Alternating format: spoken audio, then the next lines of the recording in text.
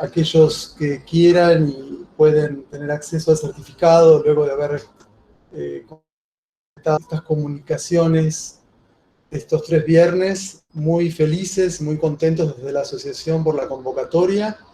Hoy una mesa en femenino de 2 jóvenes especialistas de la Universidad Nacional de La Plata y de la Universidad de Buenos Aires, de alguna manera confrontando 2 figuras interesantísimas. Así que bueno,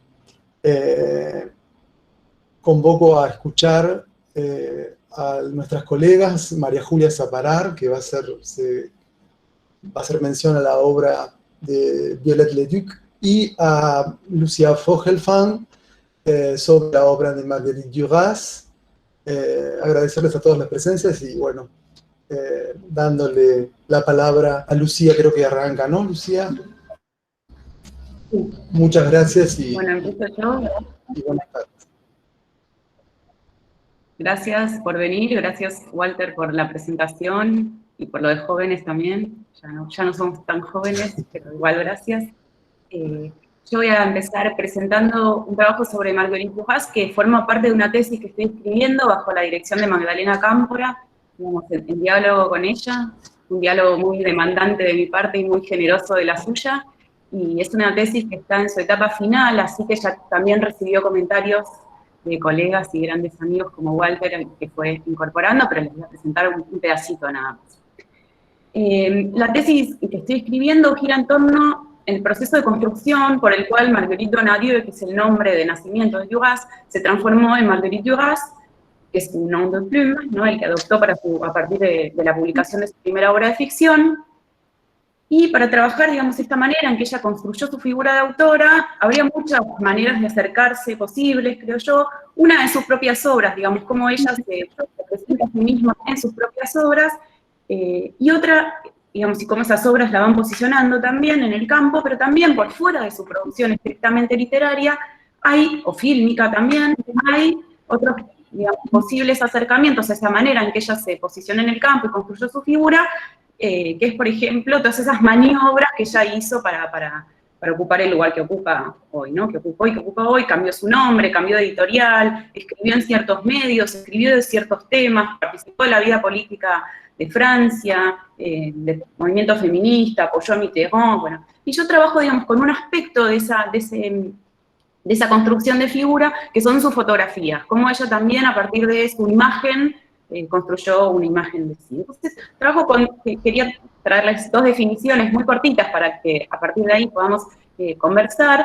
Una es la idea de iconografía, que es esa disciplina que se desprende de la historia del arte, que estudia las imágenes y también la simbología y los atributos de esas imágenes. Y la segunda noción, digamos, que va a ser clave para mi presentación, es la idea de figura de autor, o figura de autora en este caso, con la que también va a trabajar Julia, que es una unidad imaginaria, una autorrepresentación de sí, que implica una manera de posicionarse en el campo cultural. Toma una definición de Julio Premat que dice: personaje que se crea en el intersticio entre el yo biográfico y el espacio de recepción de sus textos, en el que hay un montón de otras cosas además, ¿no? Resalto entonces en esta definición la idea de posición, la idea de que hay un campo en el que los sujetos se van posicionando y van como ocupando lugares y negociando esos lugares. Yo trabajo con documentos fotográficos que circularon en distintos ámbitos, en biografías, en libros, en documentales, en films, en afiche, en la prensa, en tapas de libros, creo que lo dije, en webs, ¿no? Y pongo las fotografías también en diálogo con textos en los que la propia Duras reflexiona sobre la imagen y con textos o con registros que van reflejando su intervención en las tomas de esas imágenes, en la organización y en la difusión, ¿no? Cuando encuentro esos textos. Entonces, parto de una hipótesis que les pido que suspendan un rato la incredulidad y compartan conmigo estas hipótesis para después poder avanzar desde ahí. En realidad es una hipótesis, tiene como 3 patas. La primera es que Duras es un personaje no solo del ámbito literario, sino también del campo mediático y de lo que podríamos llamar más ampliamente un star system cultural, ¿no? Entonces trabajo con nociones de la sociología de la literatura, de Pierre Bourdieu, de Gisèle Sapiro, la idea de que hay un campo cultural, un capital simbólico que se pone en juego para ocupar un cierto lugar en ese campo, un capital cultural. La segunda pata de mi hipótesis es que Duras es, en el ámbito francés, una de las autoras cuya imagen más se ha explotado en las tapas, en las bandas de los que acompañan los libros y en la difusión de su obra. Y acá yo encuentro una diferencia con otras autoras que sí se utiliza su imagen para promocionar libros, para ilustrar libros, cuando se trata en general de biografías, pero no tanto cuando se trata, o sea, la imagen de Duras se pone en tapa de libros incluso cuando son textos de ficción que nada tienen que ver aparentemente, o en primer lugar, con su propia vida.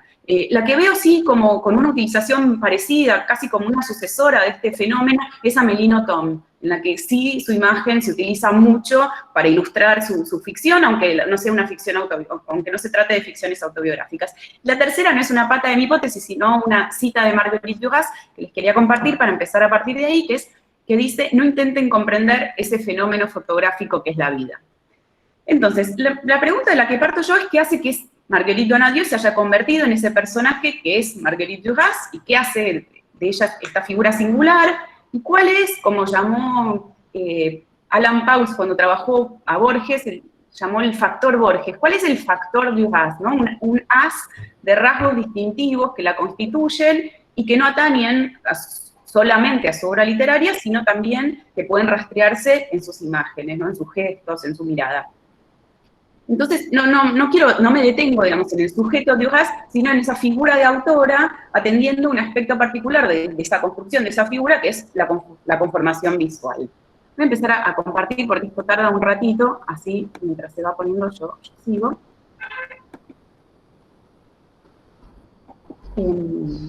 Laura Adler, que es una de las biógrafas de Duras, dice que no sabe bien quién es Marguerite Duras. Una mujer que tuvo distintas caras, distintas facetas que se superponen, creando una especie de bruma, de imágenes, de segmentaciones, y que tuvo además diferentes identidades. Fue escritora, directora de cine, cineasta, política, madre, hija, amante, esposa, miembro del Partido Comunista Francés, revolucionaria, etcétera.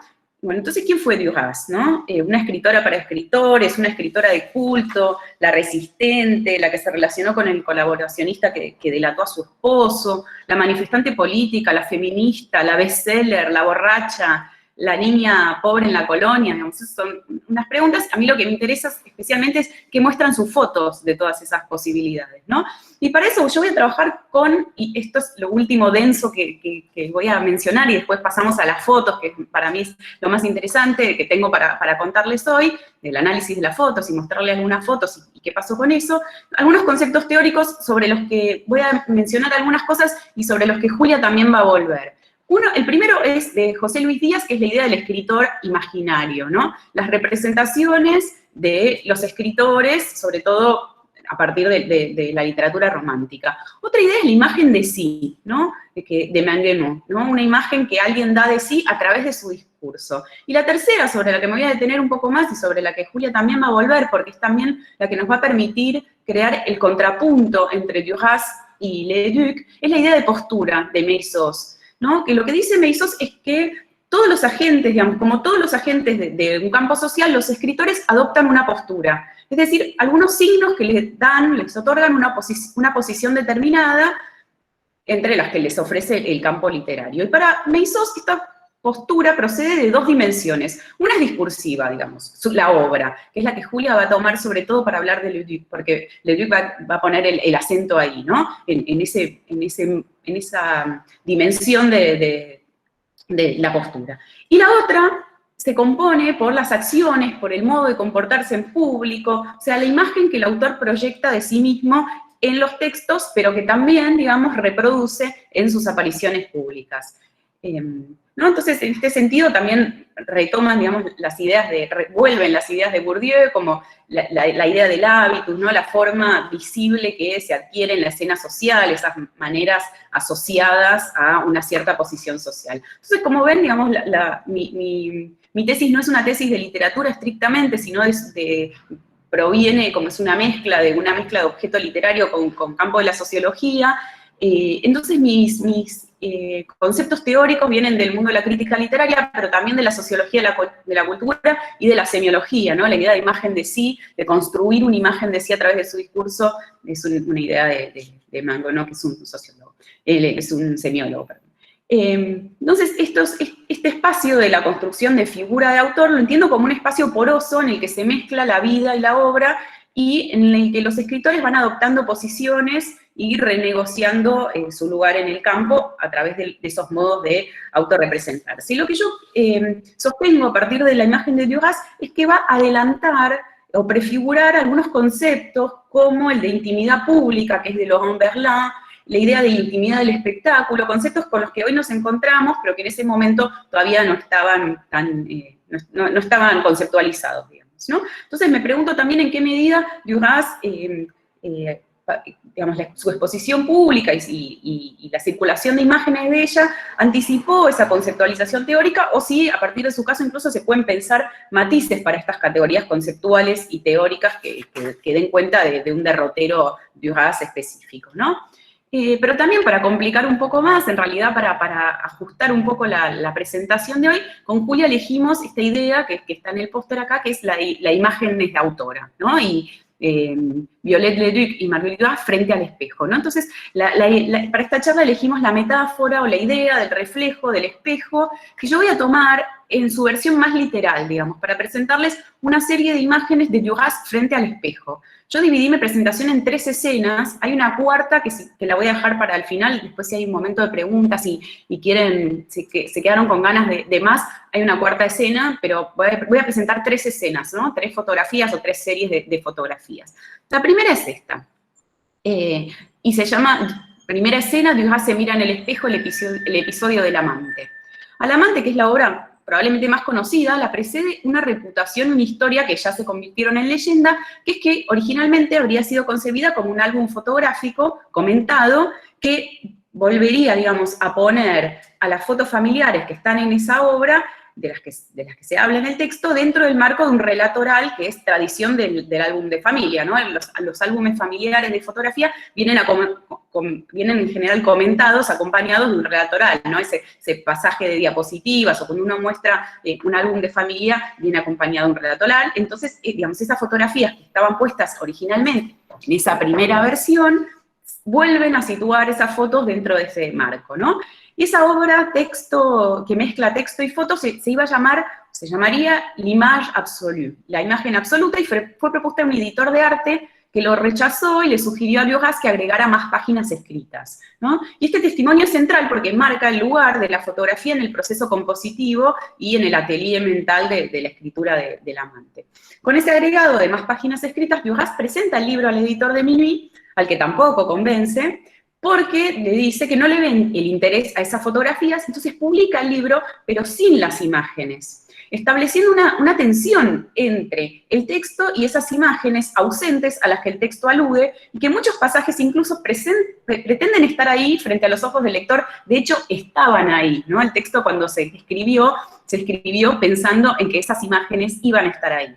Entonces las fotografías funcionan como un lazo familiar, además, en el texto. Duras dice, mi madre nos hizo fotografiar para poder vernos, ver si crecíamos con normalidad, ¿no? Revelando una apuesta absoluta por la mediación de la fotografía en la relación subjetiva.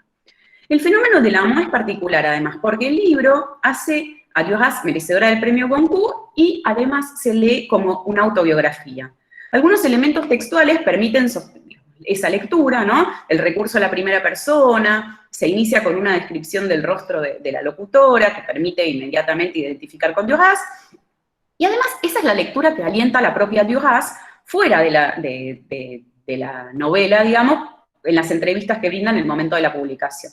Y hay otro elemento, por fuera también de la diégesis de la novela, que es el que me ocupa a mí, digamos, y el que les presento hoy, que favorece esa identificación. El afiche con el que edición de Minuit, que es este que están viendo acá, publicita el lanzamiento, es una foto de la propia Duras en su casa mirándose al espejo. Este afiche, digamos, es muy difícil de encontrar.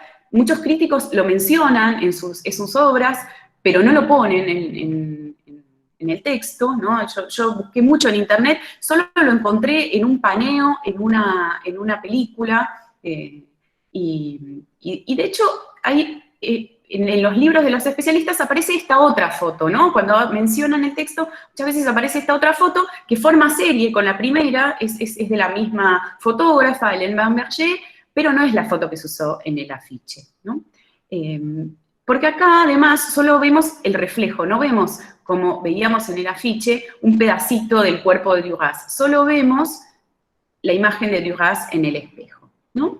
Entonces, esta foto, la utilizada para el póster de difusión, Duras está duplicada. Vemos en primer plano el hombro, parte de la cabeza, de la que le sobresale el característico marco de anteojos, y en el centro de la imagen, sí, su reflejo en el espejo, ¿no? Como su cuerpo duplicado.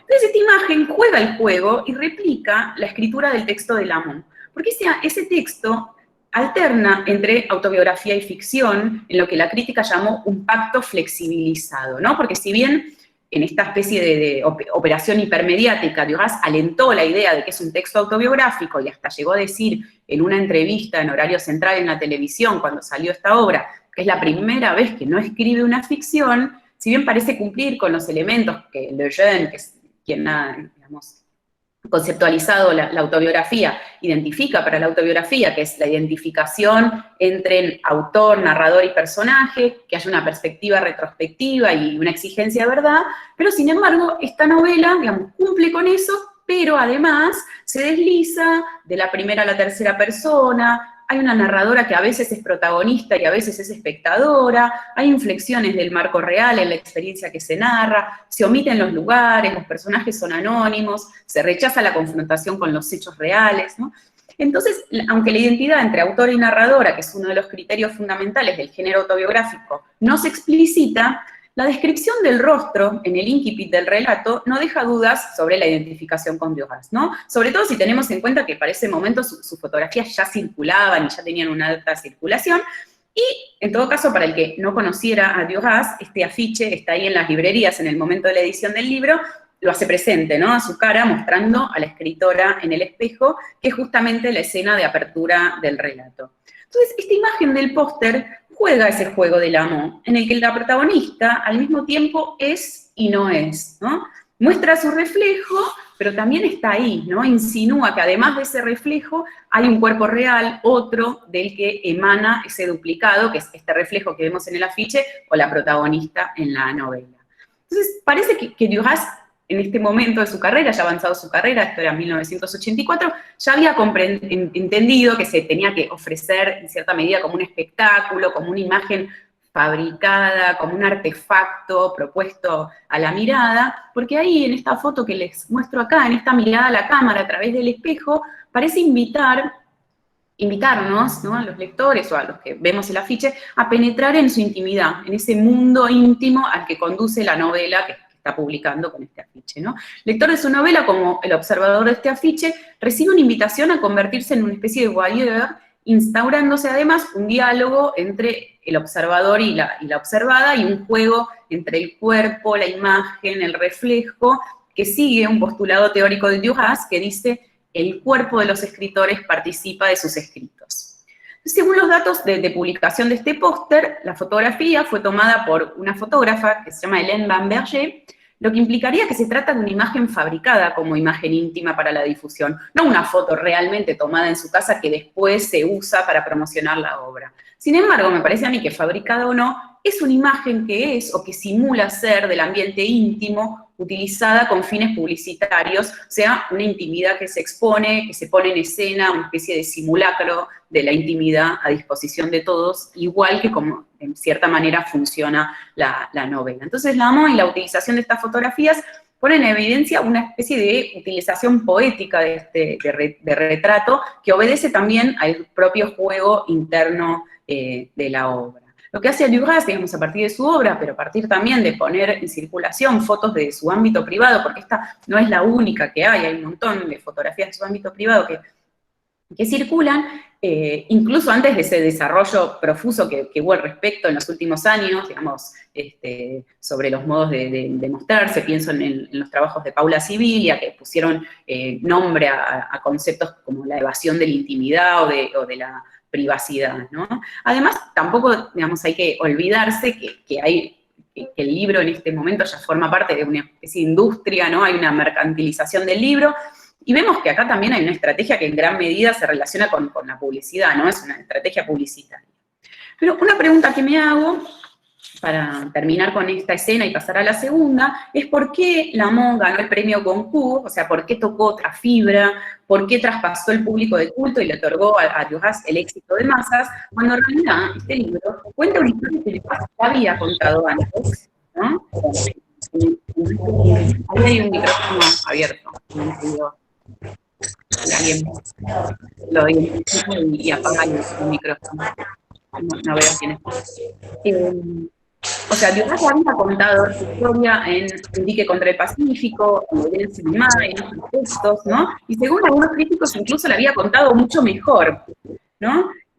Probablemente la clave no está en las fotografías que permiten o que promueven la identificación con la autora, digamos, o sea, no necesariamente ahí exactamente, pero sí en este movimiento más amplio que posibilita leer ahí, o permite, o invita a leer ahí, el repliegue, la indagación del secreto, de lo cotidiano, un registro minucioso de la intimidad, porque además Lamont no fue solo un libro, creo yo, fue una especie de golpe mediático, orquestado en gran medida por Duras y su editor, Leandon, que le dio a la escritura de Duras el peso de una verdad autobiográfica, hoy de vuelta puesta en duda, ¿no? Pues si quieren volvemos a eso. Y en el momento en el que aparece Lamont, la crítica coincide, ¿no? Traigo una cita de Marini que dice: ahora podemos leer las obras de Duras al revés porque finalmente tenemos la clave, ¿no? Y no era la primera vez que Duras se refería a la locura de la madre, a la apatía del hermano, al amor incestuoso por su otro hermano, a la vida en Indochina, a la mendiga. Estos temas ya habían aparecido, como les dije, en esas ficciones, y ya los había mencionado en entrevistas, pero lo que sí inaugura Lamont, en gran parte gracias al uso público de estas fotografías también del álbum privado, es una interpretación autobiográfica que hasta entonces existía, pero era muy tímida y aleatoria, ¿no? Una especie de nuevo contrato de lectura que nos obliga a replantear los anteriores y que señala una clave de lectura de la obra en relación con el cuerpo. Entonces, esta operación, que el amante pone en primer plano con el recurso de las fotografías, retoma, por ejemplo, se retoma en la Argentina con las ediciones de Cuenco del Plata, que en tapas de 4 libros de ficciones de Duras, que publica entre 2007 y 2016, utiliza fotografías de la propia Duras, ¿no? De su cuerpo, en una la vemos ahí con la madre. Es decir, que 10 años, incluso 20 años después de la muerte de la autora, esa maquinaria de interpretación de su obra, apegada a su propia figura que Duras, junto con sus editores, puso en funcionamiento, sigue operando, ¿no? Incluso se ha internacionalizado, y esa recepción instalada que ponía en diálogo su obra con su cuerpo sigue funcionando como clave de lectura. La segunda escena se llama La escritora y su biotopo. Ahora las escenas son más cortitas, la primera más larga, las que vienen son más cortas.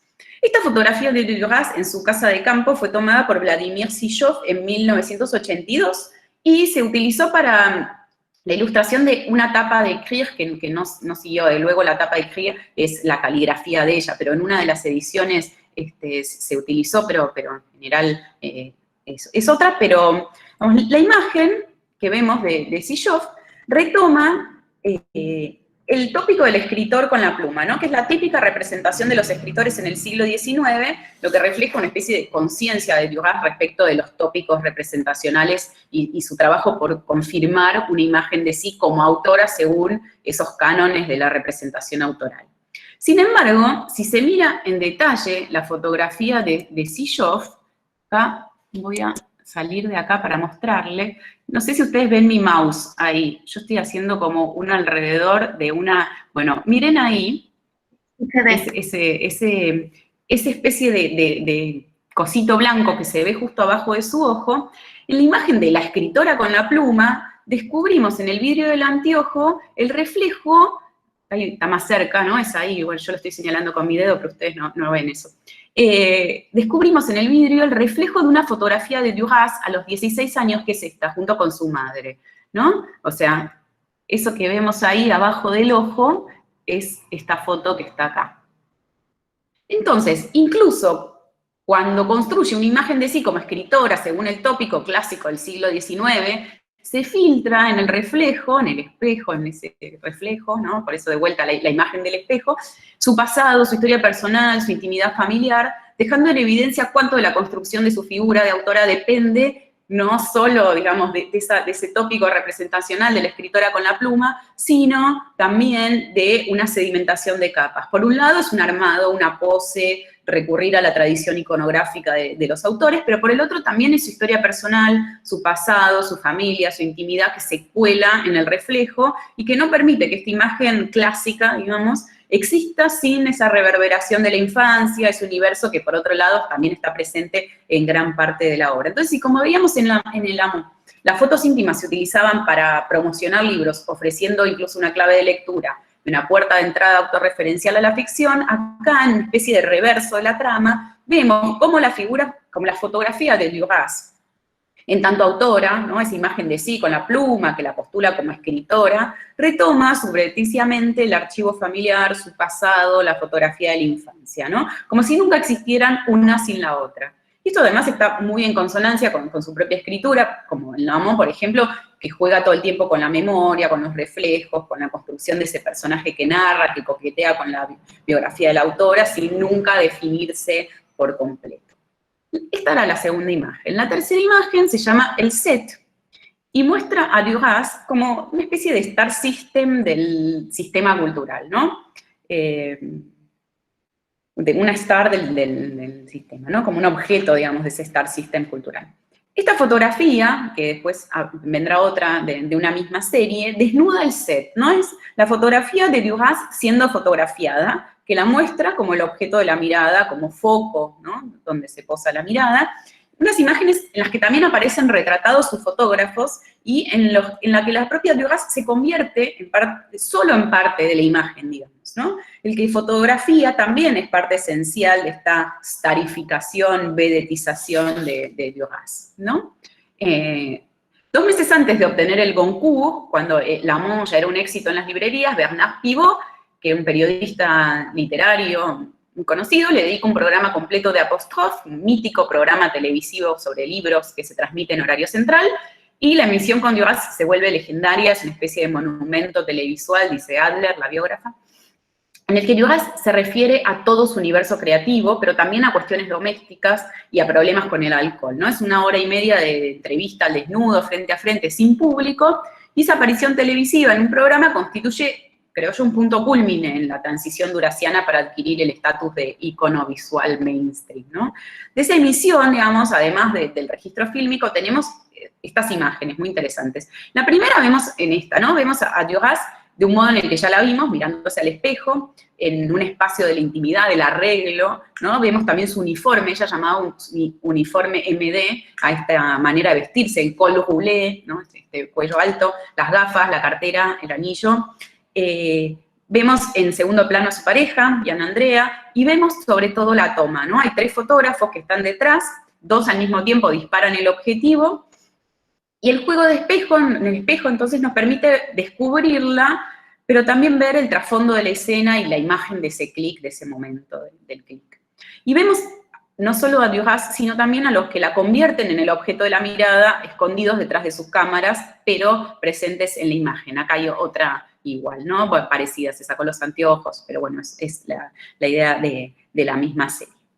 En el programa televisivo, Duras, acá hay otra fotografía, ya está junto a Bernard Pivot acá en el programa, el periodista del mundo del libro, y apostados detrás de Pivot hay un enjambre de fotoperiodistas peleando, incluso hay 2 que parecen que están discutiendo ahí por obtener seguramente la mejor toma, y es sugestiva también es sugestivo que exista esta fotografía, o sea, que haya un fotógrafo, otro, que desde otra posición haya estimado valioso hacer esta toma y que haya captado esta imagen en la que Duras no es quien está frente a la cámara, de hecho está de espaldas, y lo que se pone en evidencia acá no es Duras, o sea, no es esa imagen, sino la construcción de esa imagen como objeto sobre el que se posa la mirada, ¿no? Entonces vemos en estas fotografías a Duras, creo que con esto terminé, sí, esta era la última, digamos, mi bonus track, por si después quieren volver a algo, tengo una 4ª escena, pero hasta acá la presentación de hoy. Digamos, en esta fotografía vemos a Duras, no solo a Duras, sino esa figura construida, puesta en el centro de la mirada, lo que por supuesto acompaña procedimientos de consolidación, de legitimación y de sacralización de su figura de autor a partir de 1980 y sobre todo de 1984 con El éxito del amo, porque como sostiene Pascal Casanova, en una especie de bolsa de valores de la literatura, los escritores en esa bolsa de valores, que yo antes llamaba el campo, digamos, consiguen prestigio en un medio en el que el capital cultural se encarna en instituciones como los jurados, los premios, la prensa especializada. Hay otra imagen que yo en la tesis pongo en relación con esta, que es ella recibiendo un premio y es la misma imagen, digamos, todos los periodistas sacando la foto de ese momento y que se ven los fotógrafos también, ¿no? Entonces Casanova va incluso más lejos y postula que probablemente la literatura y los escritores no existirían como tales sin estas formas específicas de consagración y de legitimación. Entonces, lo que yo quería traer acá, como para ir terminando, es que participar de este programa de televisión en el horario central es uno de esos procedimientos, junto con el concurso, con otros premios que gana, como el de Ernest Hemingway, por ejemplo. La entrevista en exclusiva en el programa cultural de mayor audiencia forma parte claramente de ese proceso de consagración y de legitimación. Se acompaña a estas fotografías en las que vemos, por un lado, a Duras en el centro de la imagen, pero por otro, digamos, la vemos redoblada, digamos, señalada, como el centro de la mirada, ¿no? Es en estas fotos que exhiben el armado. Entonces Duras se convierte en este mito porque gana premios, porque participa de este programa de televisión, pero también, me parece, porque las imágenes que reflejan ese momento la exhiben doblemente, ¿no? Como el centro de la escena, pero además como aquello sobre lo que se posa la mirada. Entonces, y con esto voy a terminar con una idea para problematizar algunas cosas, que es cuando Duras dona su archivo al IMEC antes de morir, esta biógrafa, Laura Adler, celebró en 1998 en una entrevista la llegada de esas cajas al IMEC porque, decía, brindaban un acceso a los documentos y los investigadores ya no tendrían que bucear en ese sueño inventado por ella, hasta incluso edificar, esta es una cita de Adler, su propia estatua al referirse a sí misma en tercera persona como Duras, ¿no? En un personaje tan complejo que dice, ni ella misma sabía al final de ese juego de espejos, por eso traigo esta cita, por la idea del espejo de vuelta, ni ella misma sabía al final de ese juego de espejos permanentes quién era Duras, quién era Marguerite y quién era Marguerite Duras. Entonces las fotos, sin embargo, me parece que complejizan o empañan ese entusiasmo, ¿no? De, bueno, al fin, ahora que tenemos estos archivos, ya sabemos qué es ella, porque como los que yo les mostré, digamos, es que esas fotos vuelven a plantear la complejidad de ese personaje, ¿no? Las fotos privadas se usan como publicidad de su obra, en las fotos de ella como escritora clásica, ¿no? De representación, aparece su pasado, ¿no? Entonces, lo que la iconografía vendría a confirmar en un punto, no es esa imagen cerrada, acabada, completa, bueno, ahora tenemos esto y ya sabemos quién es, sino al contrario, justamente confirman que la propia Duras creó con su vida y con su obra una figura multifacética, problemática, una mezcla incesante de azar, estrategia, que unos años más tarde vendría a configurar incluso una especie de mundo teórico y conceptual. Bueno, hasta ahí lo que yo tenía para presentarles. Le voy a ceder la palabra a Julia y después si quieren, y hay un rato para preguntas y comentarios, y si quieren más fotos, tengo una serie más de fotos, una cuarta, cortita también para presentarles. Bueno, hola a todos y a todas. Voy a tratar de, a pesar de que, bueno, Violette Leduc quizás no es una escritora tan conocida como Marguerite Duras, voy a cortar un poquito la parte que había preparado de su presentación y los dejo descubrirla. Pero digamos que también la producción de Leduc sí es más marcadamente, podríamos definirla en términos generales, como una gran obra narrativa autoficcional, ¿sí? En la que ella siempre se escribe. De hecho ella lo dice directamente en su obra, por ejemplo en La Folie en tête, dice toujours moi dans ce que j'écris, toujours, es decir, que siempre está ella en lo que escribe, ¿no? A pesar de que cuenta con una fructífera producción literaria, recién se va a hacer, digamos, conocida en el campo literario francés con la publicación de la Bâtarde, ¿sí? en la que, bueno, Simone de Beauvoir escribe un prefacio, ¿no?, a esa edición de la Bataille, y que va a ser, digamos, se va a convertir en el evento más controversial de esa temporada literaria, porque, bueno, era una autobiografía desinhibida, digamos, de una mujer que proclamaba de manera bastante agresiva, en el modo, ¿no?, su nacimiento ilegítimo, su fealdad, sus pasiones bisexuales, la pobreza, su trabajo con el mercado negro, su fracaso. Hay que decir que, bueno, si bien esa novela se vendió casi como un bestseller, después se perdió, digamos, el entusiasmo del gran público por la obra de Leduc, pero bueno, esto sirvió para que la crítica especializada retomara los textos anteriores, ¿no?, la producción que había quedado un poco en el olvido de Viollet Leduc. Lo que quería trabajar hoy, que es lo que propusimos con Lucía a través de esa imagen del espejo, es cómo Leduc construye también su imagen de sí, que en este caso, a diferencia de Duras, es casi exclusivamente textual la construcción de esa postura autoral. Es un poco más reticente Leduc que Duras a mostrar en el ámbito público esa imagen de sí, a pesar de la sinceridad intrépida, como la caracteriza Simone de Beauvoir en el prólogo a la Bataille, que podemos leer en sus obras literarias, ¿no?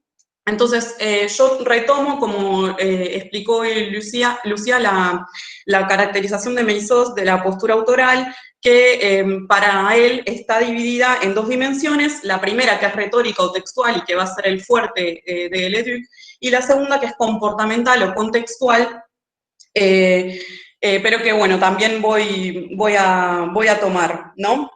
Entonces, a través de esa metáfora, ¿no?, de la idea del reflejo o del espejo, voy a dividir la charla de hoy en esos dos ejes, ¿no?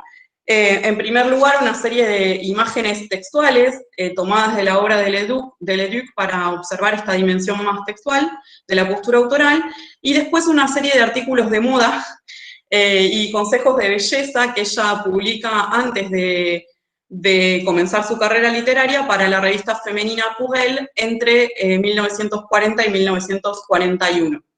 Entonces, voy a empezar a compartir también para que vean de todos modos algunas imágenes y algunas citas. Bueno, esta es la primera imagen que sirve también para mostrar esto que les decía hoy, contraponerla de alguna manera a Duras, porque acá Leduc es como que niega su imagen al espejo, ¿no? Es decir, se pone de espaldas, ¿no? Es una imagen del conocido fotógrafo Henri Cartier-Bresson, ¿no? Y ahí se ve esa relación siempre conflictiva de Leduc con el espejo y con sus apariciones públicas, ¿no?, como negándose a enfrentarlo. Entonces, sí es una autora que también interesó mucho a la crítica genética, ¿no?, a quienes se dedican a la crítica genética, porque podríamos decir también que ver una imagen de un manuscrito de Leduc es casi verla a ella, ¿no? Casi ven, es solamente un ejemplo, ¿no?, pero se puede acceder, digamos, a casi todos sus manuscritos. Y la página, vemos la página escrita como reflejo, como espejo de la complejidad de su personalidad, según la describen quienes la frecuentaron, quienes la conocieron, y también la importancia de la mirada del otro en la construcción de la propia imagen, porque los manuscritos están también colmados de comentarios que le hacían sus lectores privilegiados, entre ellos y principalmente Simone de Beauvoir, ¿no?, y que determinaban también la producción final del texto literario, porque Leduc hacía mucho caso a esos comentarios y modificaba el texto teniéndolos en cuenta, ¿no? Entonces se empieza a ver ya desde sus manuscritos esta voluntad de pulir la imagen de sí, de trabajarla ya desde lo escrito, ¿no? Pero también en el plano físico, hasta el punto que ya llega incluso a someterse a una cirugía estética para corregir su nariz, que, según ella, acentuaba su fealdad, ¿no? Entonces, la propia Simone de Beauvoir explica también esta importancia, ¿no?, central de la puesta en escena de sí en el plano textual. En el prefacio a la bastarda, acá tienen la traducción, ¿no? Dice: una mujer desciende a lo más secreto de sí misma y se cuenta con una sinceridad intrépida, como si no hubiera nadie que la escuchara. Entonces, a partir de esto vemos que esta construcción entonces de la postura autoral en Leduc pasa casi exclusivamente por lo textual, y entonces les propongo leer algunos fragmentos, ¿no?, de su obra. Acá el primero corresponde a la Batarde, donde la figura de la madre desempeña un rol central, bueno, en toda la narrativa de Leduc, ¿sí? Y es fundamental para la concepción de la belleza que nos interesa hoy en Leduc, ¿no? Que está fuertemente atravesada, como ya mencionamos, por la mirada del otro. Entonces acá hay una escena que se repite en varios de los textos de la autora, en los que la madre realiza una especie de transformación antes de salir a la calle, un ritual frente al espejo que la prepara para la mirada pública, ¿no?, y al que Violet asiste desde su infancia. Entonces vemos acá una puesta en escena de sí que ya supone cierta sumisión a las imposiciones sociales y a la mirada del otro. En este caso, bueno, vemos ma mère élégante et svelte, ma mère coquette qui avançait, reculée devant la grande glace avec la patience d'un mannequin de maison de couture. Ses manchettes, sa gampe à baleine, son immense chapeau choisi parmi tant d'autres.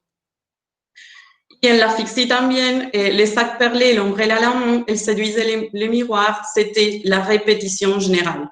Acá vemos también que en la ficción se acentúa todavía más esa idea de preparación para salir a la calle, para la imagen pública, ¿no?, para la mirada, para someterse a la mirada pública, como un ensayo, ¿no?, adelante del espejo, antes de darse a ver, ¿no?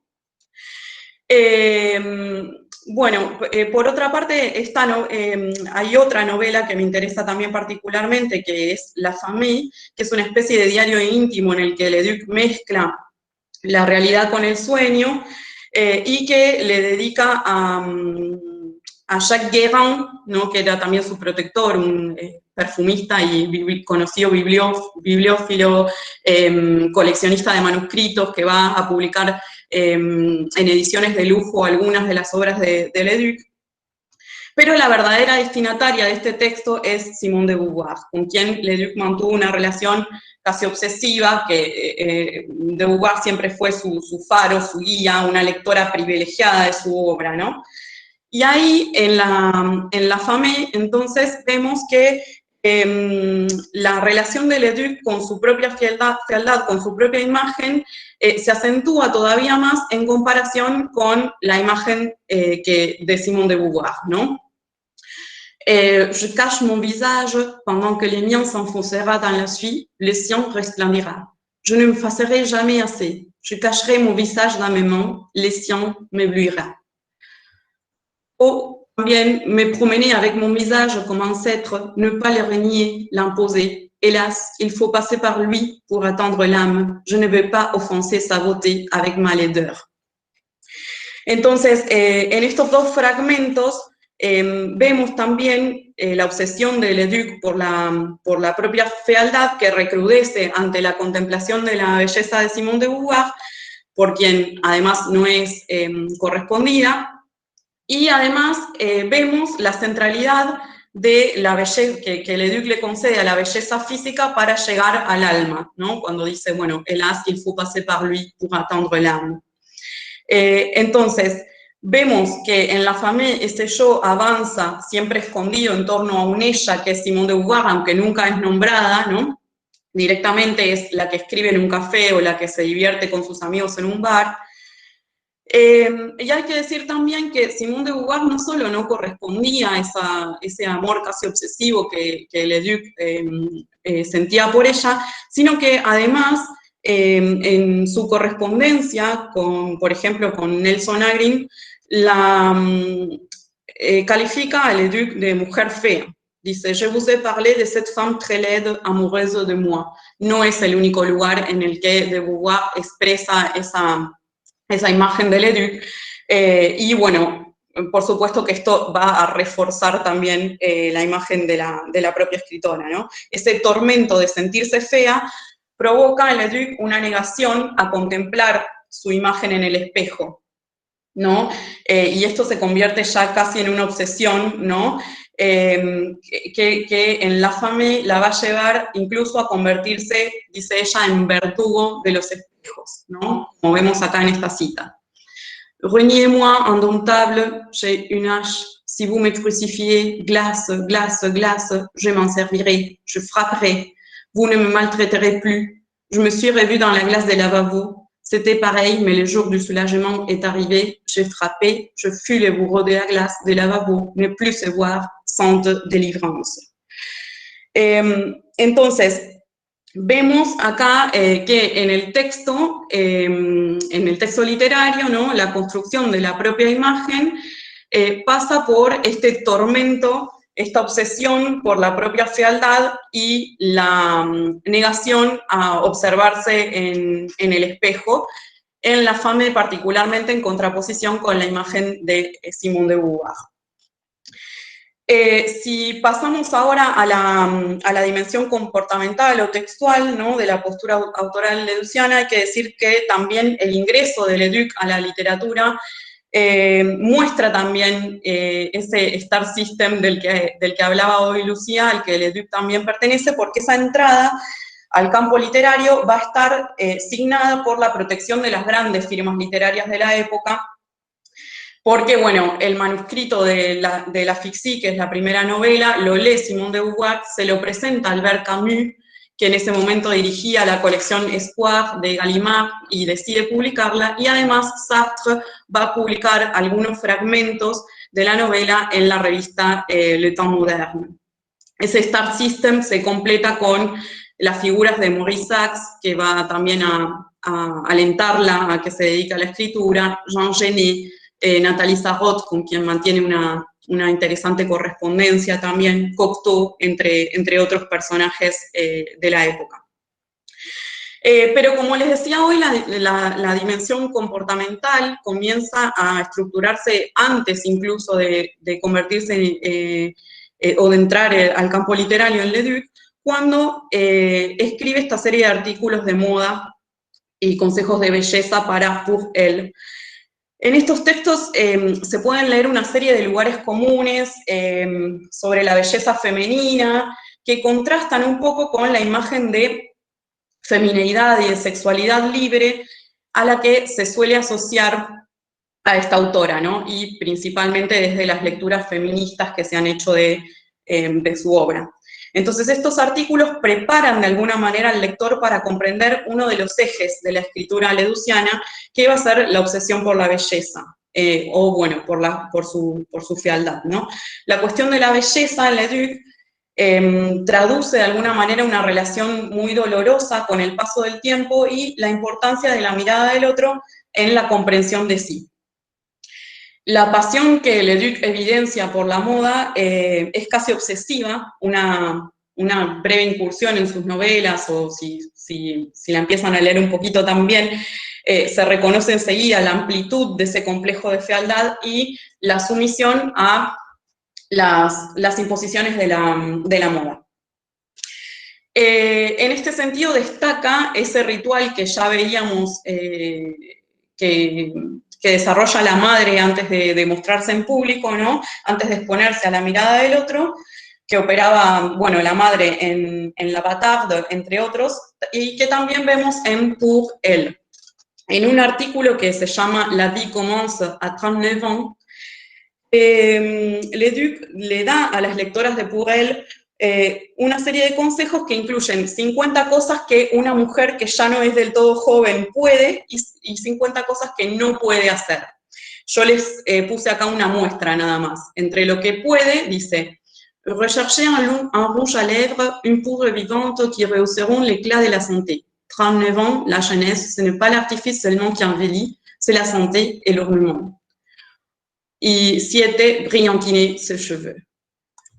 Et ne peut pas se maquiller outrageusement comme si elle avait 16 ans et l'inexpérience de la jeunesse, teindre ses cheveux en rouge, blond platine ou blanc, faire du vélo avec un genre réduit à sa moindre expression, adopter une mise au négligé à Paris, chandail, jupe culotte, chaussures cloutées, reprocher a su mari de regarder quelquefois des femmes de 24 ans.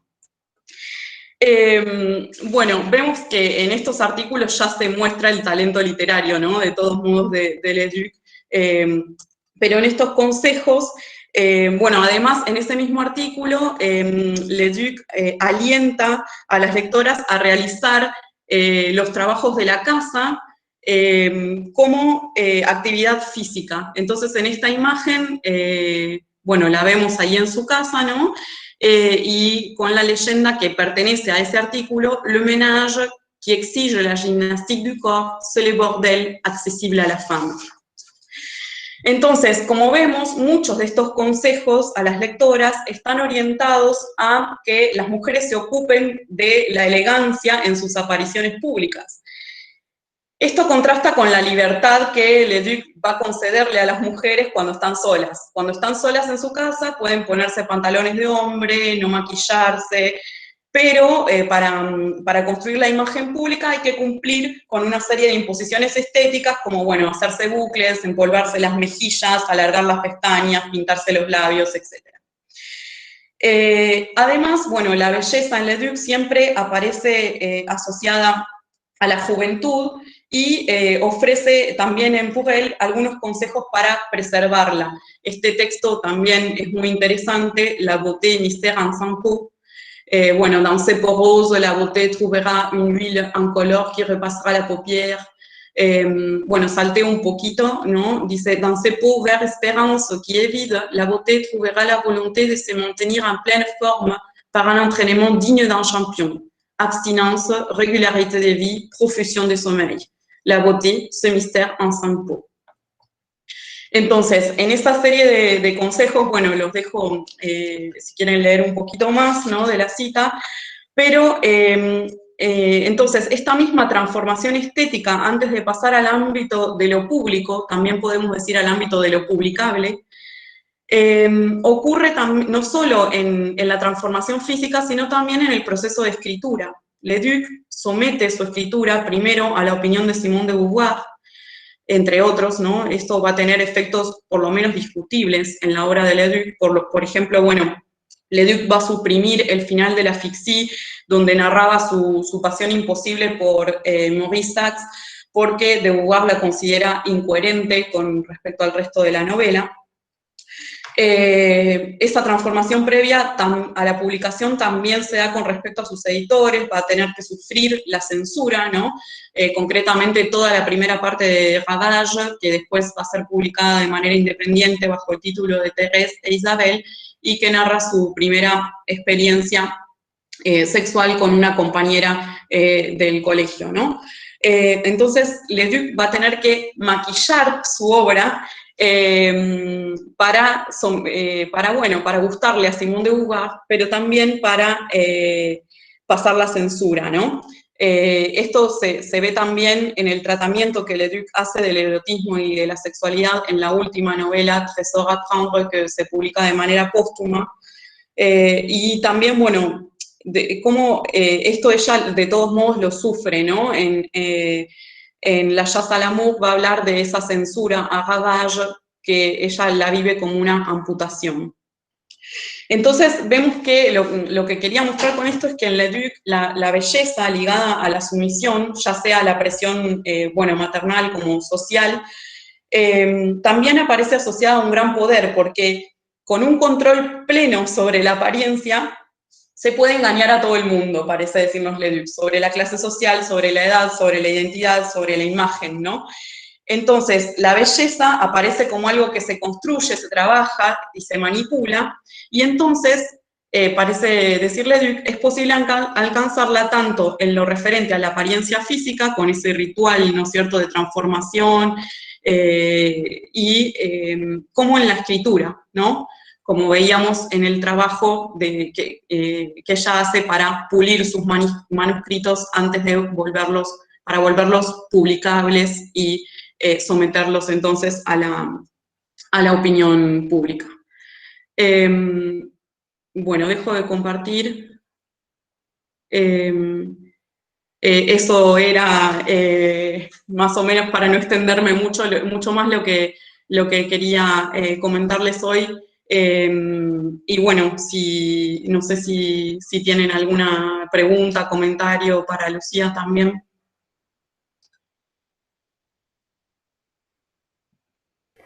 Hola, buenas tardes. Hola. Yo tenía, buenas, ¿cómo estás? Soy Sofía, soy de Tucumán.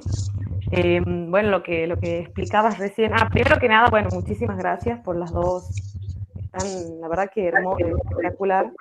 Por lo menos a mí me han dado ganas de volver a leer a Marguerite Duras. Tengo que confesar que no conocía a Le Duc, pero esa idea de la belleza y de la fealdad que, bueno, que vos estás comentando, digamos, me hizo acordar a una novela que leí de Amélie Nothomb, que la nombraron más temprano, que se llama Attentat, y donde se juega permanentemente con esta idea, con esta dicotomía entre la fealdad y la belleza, porque el protagonista es una persona, un hombre descrito de una manera grotesca, que se autopercibe como una persona grotesca, inmirable, y que llama la atención a donde sea que va por su apariencia grotesca. Y tiene como su encuentro con la chica, que era la encarnación misma de la belleza.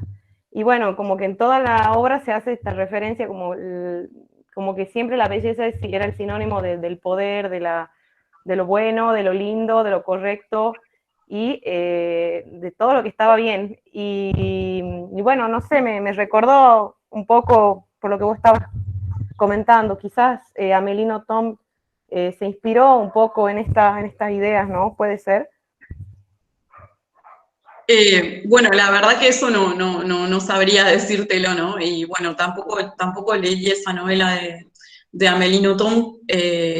Por lo que decís, sí puede haber, digamos, cierto paralelismo. La importancia de lo que quería destacar yo es cómo Simone de Beauvoir siempre funciona como una figura tutelar para Le Duc, en todos los ámbitos, ¿no? Ella se siente inferior en cuanto a la belleza física, y también acá hay que decir que, sin embargo, Le Duc sí se permitía, se puede leer esto en la correspondencia y eso, criticar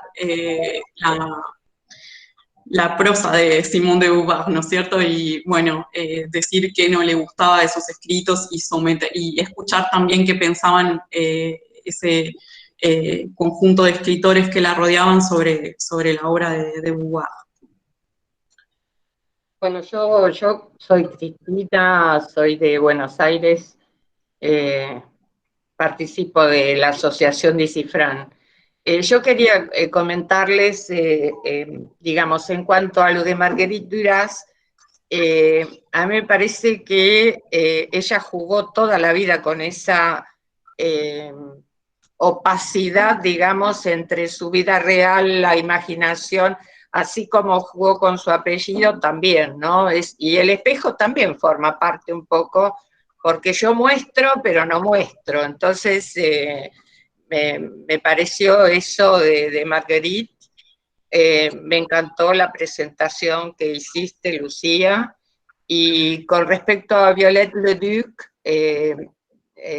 también era bastante contradictoria Violette Leduc, en el sentido de que ella llega a pulir sus obras por los consejos de Simone de Beauvoir y logra, digamos, publicar por una fuerte, digamos, la criticaba, pero la admiraba y la respetaba también, respetaba sus críticas, ¿no? No, sí, sin lugar a dudas está esa cuestión obsesiva, digamos. Las críticas negativas jamás las hacía abiertamente ni ante Simone de Beauvoir. Bueno, incluso Simone de Beauvoir le pagó durante años una pensión que le hacía creer que le pagaba Gallimard, pero bueno, para que pudiera seguir escribiendo, ¿no? Pero lo que pasa es que esa escritura también la liberó Sí. de conflictos terribles que ella tenía, y que fue Simone de Beauvoir la que la impulsaba a escribir para poder sacar todo eso, ¿no? Verdaderamente Sí, Pero y que la ayudaba un poco con esa relación con lo público, ¿no? Y con los editores concretamente, porque fue Simone de Beauvoir también la que le aconsejó que aceptara esa censura de Gallimard y que accediera a publicar Ravage de todos modos. Y bueno, y después Leduc se permite en La Chasse à l'amour describir cómo vivió ese proceso, ¿no? Casi como una amputación, y explicar que esa novela pierde peso, ¿no? Sin esa primera parte. Ahora, de todos modos, la época también influenciaba en esa censura, ¿no? Porque Sí. no son estos tiempos. No, claro. Ella se animó a un montón de cosas y bueno, es muy interesante la obra de Violette Leduc.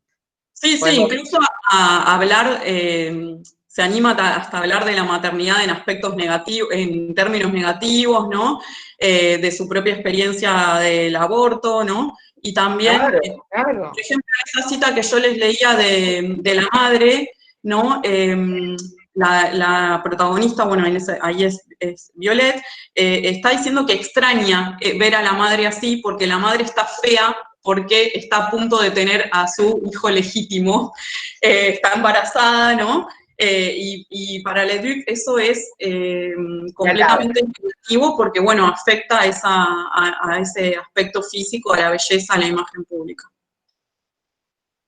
Bueno, muy interesante también ese tema, da para muchísimo. Sí, para contestar un poco la intervención de Cristina y también otra que apareció en el chat que dice que en las imágenes de Duras hay una referencia al reflejo que encadena ese juego de hacer o no referencias biográficas, me imagino.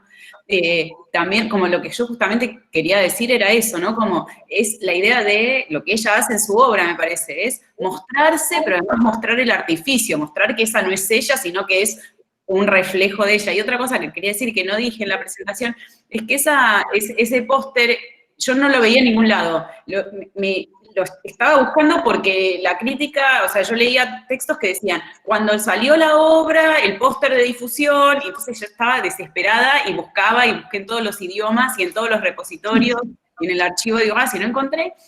Y les escribí a Edición de Vinil, les escribí un mail, como yo estoy haciendo esto y quiero ver ese póster. Me contestan, no, nosotros no guardamos esas cosas, pero bueno, busqué un poco ahí en el depósito y encontré uno, pasame tu correo que te lo mando por correo, me dicen.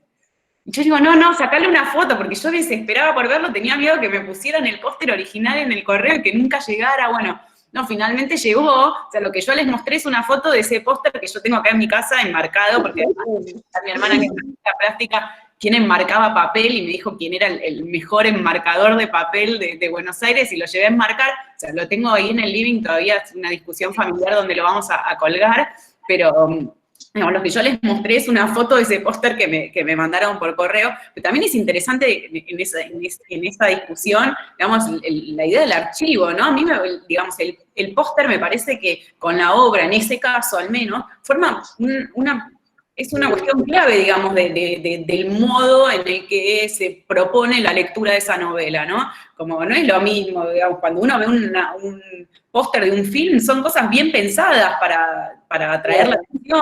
Entonces, bueno, cómo eso atrae la atención sobre un punto muy particular, que es ella, pero es su reflejo, pero está ella también ahí, no es solo el reflejo. Entonces, cómo todo ese juego juega ahí, y bueno, no sé, también a mí me gusta mostrar ese póster porque no se ve en muchos lados. Después yo vi una película sobre Duras, y en un paneo que se hace por su departamento se ve ese póster, pero no se detiene la cámara ahí, ni se dice que ese póster de ellos, lo descubrí porque lo tenía en mi casa y sabía qué era. Pero sí, como eso, a mí me gusta mucho ese juego que hace, y cuando uno lo ve redoblado en las fotos, me gusta también redescubrirlo ahí. Hola. Hola.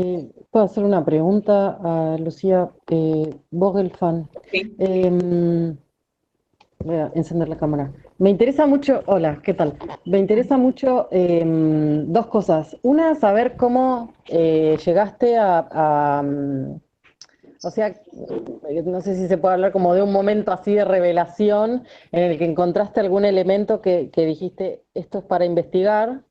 Me parece como muy interesante como cómo leíste esas imágenes. Y después cómo es el leer imágenes. Me pareció súper, me encanta Marguerite Duras y me pareció súper enriquecedora, como todo el informe, toda esta información que nos brindaste. Y bueno, nada, esas dos cosas y agradecer el espacio y la oportunidad de haberlas escuchado, súper interesantes las dos exposiciones. Bueno, o sea, vos estás preguntando un poco por la trastienda, te cuento cómo fue la trastienda. Yo creía, digamos, intuía que en la construcción de personaje de Marguerite Duras había algo que no había en otras. Y quería empezar a investigar eso, ¿no? Como me parecía que había algo. De hecho, yo, por ejemplo, cuando un día tenía toda la obra de Duras acá en la mesa del comedor, y mi hija de 9 años me dice, ¿por qué está siempre ella en las fotos, en la tapa? ¿No? Era como, y yo, sí, ¿sabes qué? Eso es justo lo que yo quiero saber, ¿por qué está siempre ella en la foto de la tapa? Quería hacer una tesis, y mi idea para la tesis era mostrar cómo ella se había convertido en ella. ¿No? Era como, bueno, para mí no es que ella se despertó siendo Duras, cambió su nombre, hizo cambios muy estratégicos de casa de editorial, yo lo mencioné al pasar, y hizo un montón de cosas, digamos, participó en movimientos políticos, se dejó ver en algunos, no se dejó ver en otros, apoyó a Mitterrand, bueno, en algunos momentos, digamos, se fue del Partido Comunista, digamos, primero entró, después se fue, hizo un montón de movimientos que la fueron posicionando, se escribió sobre un hecho muy particular, sobre un fait divers, digamos, un asesinato de un niño en Francia, y ella tuvo una postura muy particular, y yo empecé a pensar que todas esas cosas, digamos, la habían posicionado de cierta manera, y mi idea era como estudiar todo eso, ¿no? Y bueno, hablé con Magdalena Cámpora, que está ahí, que le agradezco mucho que esté acá escuchando, y le dije, yo quiero hacer eso, y me dijo, dale, vamos, para adelante. Y después, un poco en diálogo con ella, empecé a pensar eso, y en el taller de tesis, la primera clase del taller de tesis, la persona que estaba a cargo del taller de tesis, yo entonces tenía 4 capítulos, mi tesis era. Uno era como las maniobras políticas, otras eran las fotografías, otras eran, no me acuerdo, bueno, tenía como 4 grandes como movimientos por los que para mí ella era quien era. Y la persona que lleva adelante el taller de tesis, llamada Ana Favarón, yo hice mi maestría en el IDAES, me dijo, es muy interesante, pero con las fotos tenés una tesis, con las fotos solas tenés una tesis. Y yo al otro día le escribí a Magdalena, mirá, no entiende nada, mirá lo que me dijo, en realidad yo tengo que mostrar todo esto, porque si no muestro todo esto, y Magdalena me dice, me vas a matar, pero yo leí todo de vuelta y con las fotos tenés una tesis. Entonces me dijo, concentrate en las fotos, porque ahí hay un montón de cosas y tenés una tesis y la vas a sacar. Lo otro era un proyecto de casi para la vida entera, ¿no? Entonces me empecé a mirar las fotos y me di cuenta que había una tesis ahí y que lo que tenía que hacer era un poco ordenar las fotos, ordenar como todo ese universo de fotos y ver si construían algún sentido, y bueno, empezaron a construir un sentido. Entonces, digamos, mis 4 capítulos al final son las fotos íntimas, las fotos de... Ahora yo lo que hice es presentarles una serie de fotos mezcladas, ¿no? Porque tomé la imagen del espejo, pero mis capítulos son como las imágenes de su mundo íntimo, sus imágenes políticas, y sus imágenes de las fotografías que le tomó los grandes fotógrafos, bueno, y como que ordené ese mundo y encontré un sentido ahí que dialoga, digamos, los distintos capítulos van dialogando incluso con su propia obra literaria y con textos que ella escribió sobre sí misma, bueno, eso fue como la trastienda un poco, o sea, partí de un objeto enorme que era ella convirtiéndose en ella, a partir de, para mí, todo lo que había hecho ella para convertirse en ella, y después, gracias a, digamos, ciertos redireccionamientos muy puntuales y que me beneficiaron mucho, que se fue como encontrando este camino de las fotos, y después leí mucho material sobre cómo analizar fotografía, o sea, y leí muchos textos que analizan fotografías de autores, entonces, bueno, ahí también iba marcando como, bueno, puso la mirada en dónde está el foco, otro miró el fondo, otro miró lo que se difumina, otro miró cómo está vestido, otro miró lo que hay alrededor, bueno, entonces empecé como a señalar en análisis de fotos lo que a mí me parecía que estaba bien para ir a mirar yo. Por supuesto, miré un montón de fotos, no miré todas, ni miré todo en todas, pero bueno, me quedó eso, y hoy les presento un pedacito que viene de distintas partes. Eso.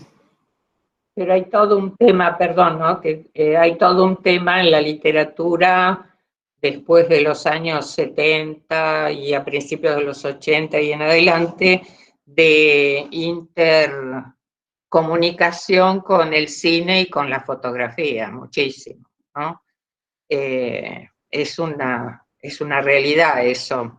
Ay, perdón. Y también hice 2 cursos en Flaxo sobre la fotografía en la investigación social, o sea, como... Claro, claro.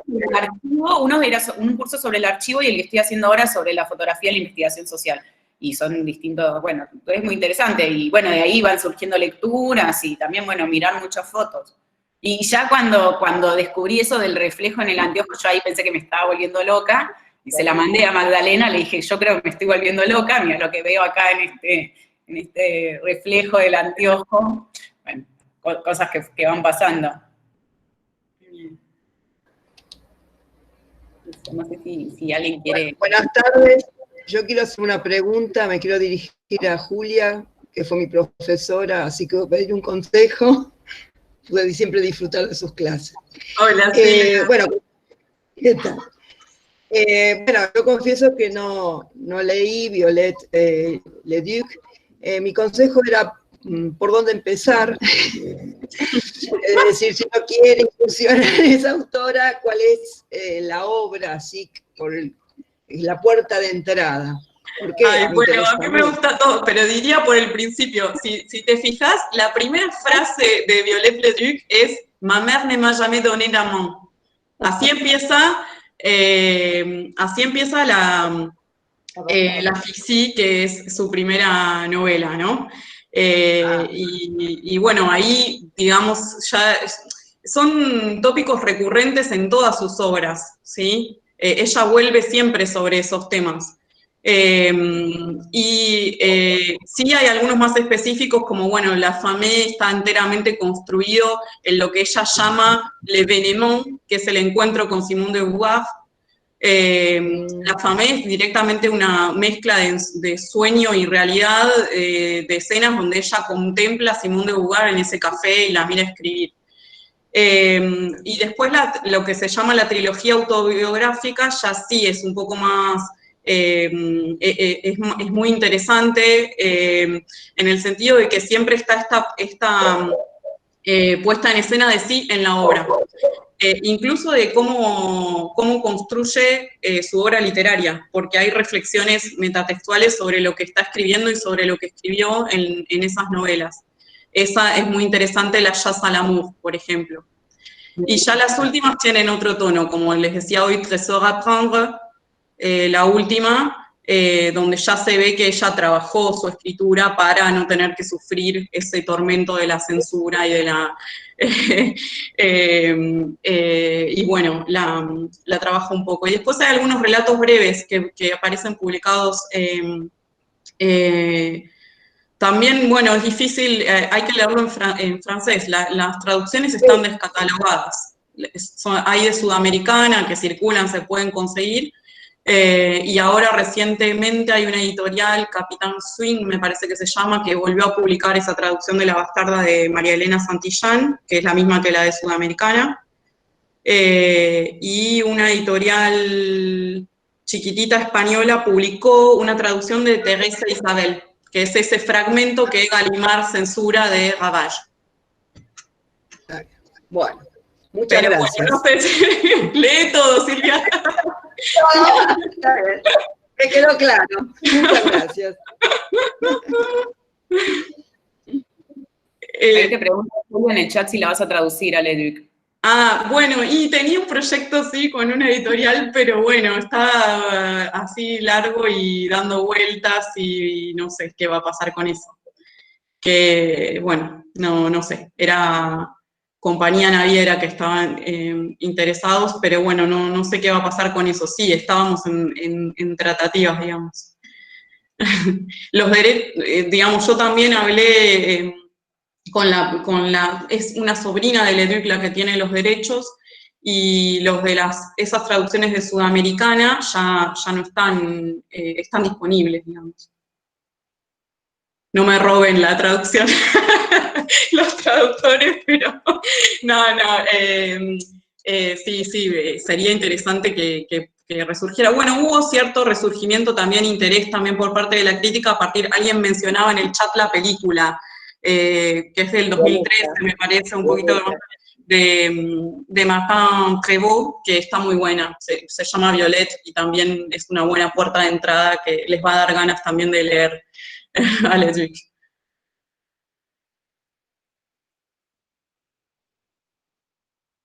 Bueno, muchas gracias. Yo los dejo. No sé si hay más preguntas, alguien quiere hacer algún chat. Con esto cerramos el ciclo de las 3 charlas, que la idea era, bueno, hablar entre dos docentes de 2 universidades distintas a través de algún tema que nos convocara en común. Bueno, nosotros elegimos una especie de hilo y, bueno, con esto vamos cerrando, pero me imagino que, dado el éxito de esta convocatoria, vendrán más y habrá más. Ojalá. Y si la pandemia sigue, además, también nos permite encontrarnos, ¿no? Después de desencontrarnos tanto, aunque sea de esta manera, pero bueno. No sé si alguien quiere hacer un comentario más, está abierto, y si no, nos vemos en el próximo ciclo.